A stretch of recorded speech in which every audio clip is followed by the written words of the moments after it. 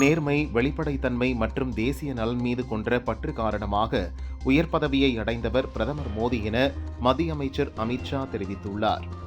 ஜார்க்கண்ட் மாநிலம் டாடா நகரில் இருந்து எர்ணாகுளம் நோக்கி எக்ஸ்பிரஸ் ரயில் சென்றது.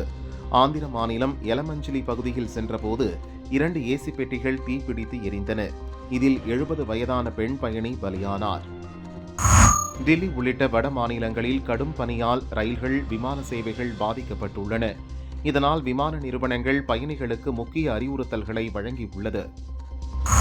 ரஷ்யா உக்ரைன் அமைதி ஒப்பந்தத்திற்கு எப்போதும் இல்லாத அளவுக்கு முன்னேற்றம் ஏற்பட்டுள்ளது.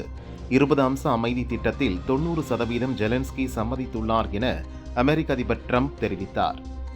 இந்தியாவிலேயே கடன் வாங்குவதில் முதல் மாநிலம் தமிழகம்.